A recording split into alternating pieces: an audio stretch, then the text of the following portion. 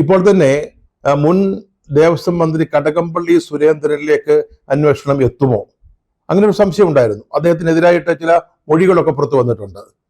ഉണ്ണികൃഷ്ണൻ പോറ്റിയും അദ്ദേഹം തമ്മിൽ വളരെ അടുപ്പമായിരുന്നുവെന്ന്, നല്ല ബന്ധമായിരുന്നുവെന്ന് മൊഴികൾ വന്നിട്ടുണ്ട്.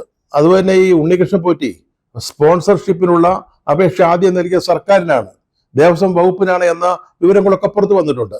അപ്പോൾ ഇനി അടുത്ത ആൾ കടകംപള്ളിയാണോ, അദ്ദേഹത്തിലേക്കാണോ അന്വേഷണം നീങ്ങുന്നത്, അദ്ദേഹത്തെ ചോദ്യം ചെയ്യുമോ മുതലായ ചില ധാരണകൾ സമൂഹത്തിൽ ഉണ്ടായിരുന്നു.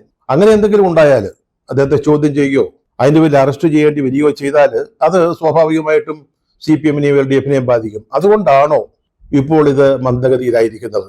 സർക്കാരിന്റെ സമ്മർദ്ദം ഉണ്ടായിട്ടുണ്ടോ ഇതിന്റെ സ്പീഡൊന്ന് കുറയ്ക്കാൻ?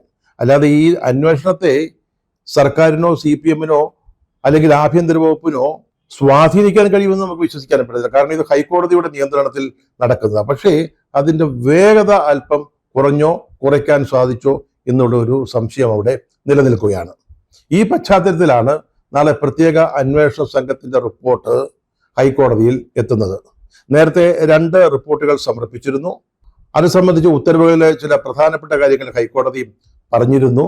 അത് എത്രത്തോളം നടപ്പാക്കിയിട്ടുണ്ട് അതൊക്കെ നാളെ സമർപ്പിക്കുന്ന റിപ്പോർട്ടിൽ ഉണ്ടാവും എന്ന് നമുക്ക് പ്രതീക്ഷിക്കാം.